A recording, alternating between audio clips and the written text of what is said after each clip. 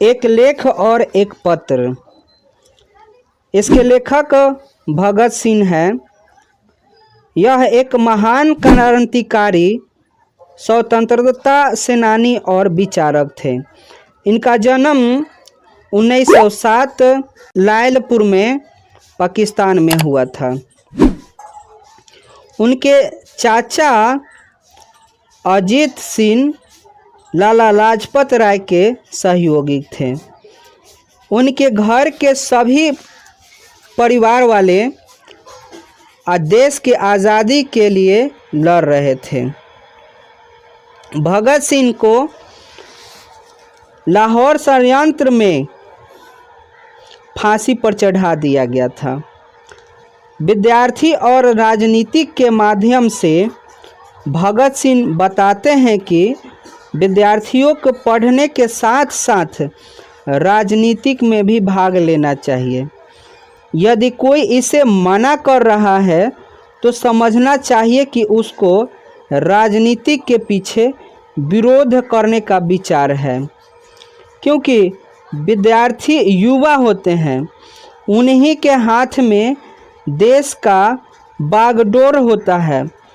भगत सिंह ये भी कहते हैं कि देश की आज़ादी करने में तन मन धन से सहयोग करना चाहिए। विद्यार्थी अलग अलग रहते हुए भी अपनी देश की अस्तित्व की रक्षा करनी चाहिए। भगत सिंह ये भी कहते हैं कि पढ़ने के साथ साथ राजनीति का भी ज्ञान जरूर रखना चाहिए और ज़रूरत पड़े तो देश के लिए मैदानों में कूद पड़ना चाहिए। भगत सिंह के अनुसार ये व्यक्ति सही हैं जो कष्ट सहकर भी देश की सेवा करते हैं। देश की गुलामी की स्थिति भगत सिंह को बहुत ज़्यादा डरा देती है।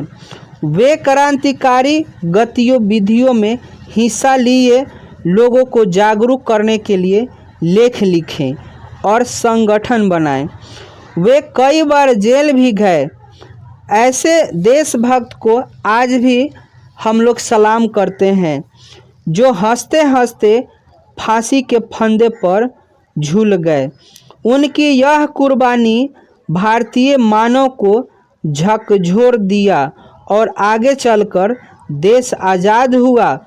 भगत सिंह ने कहा कि आज़ादी के लिए संघर्ष करते समय अगर मृत्यु दंड मिल जाए तो वह मृत्यु सुंदर मृत्यु कहलाती है, क्योंकि यह मृत्यु आगे आने वाले पीढ़ी में आज़ादी के लड़ाई के लिए एक सुकून पैदा और एक जुनून पैदा करेगी। वह कहते हैं कि बूढ़े व्यक्ति तथा परिवार और दुनियादारी में फंसा व्यक्ति देश के लिए अपनी जान की कुर्बानी नहीं दे सकता है। अगर इस देश के लिए अगर कोई कुर्बानी दे सकता है तो वह है इस देश का नौजवान। इसलिए नौजवान को राजनीतिक में भाग लेना चाहिए। अतः भगत सिंह कहना चाहते हैं कि विद्यार्थी परिश्रमी से पढ़ाई करते हुए देश की राजनीतिक में भी हाथ बटाएं। वे कहते हैं कि जिस प्रकार इंग्लैंड के छात्र कॉलेज छोड़कर जर्मनी के खिलाफ लड़ने के लिए निकल पड़े, उसी प्रकार भारतीय छात्रों को भी पॉलिटिक्स में हिस्सा लेने की जागरूक होना चाहिए। सुखदेव के नाम पत्र।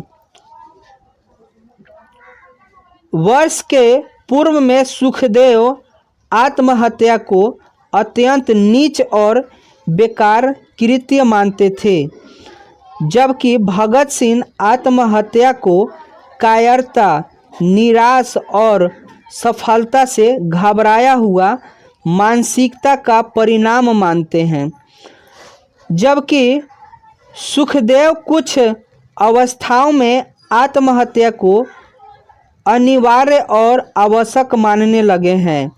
लेखक कहते हैं कि जब वो देश की आज़ादी के लिए काम कर रहे थे तो उस समय अलग अलग प्रकार की कठिनाइयाँ सामने आया करती थी, और अगर हम उस कठिनाइयों से डरकर अपना कार्य बंद कर दें तो यह मानव के शरीर व्यर्थ है। हमें अपनी विश्वास पर खड़ा होकर प्रयास करना चाहिए। भगत सिंह कहते हैं कि जब यह आंदोलन चरम सीमा पर पहुँचे तो हमें फांसी दे दी जाए। मेरी इच्छा है कि यदि कोई संपूर्ण और उचित समझौता होना कभी संभव हो जाए, तभी हमारे व्यक्ति मामला उसके मार्ग में कोई रुकावट या कठिनाई उत्पन्न का कारण न बने, क्योंकि देश के भाग्य का निर्माण हो रहा होगा तो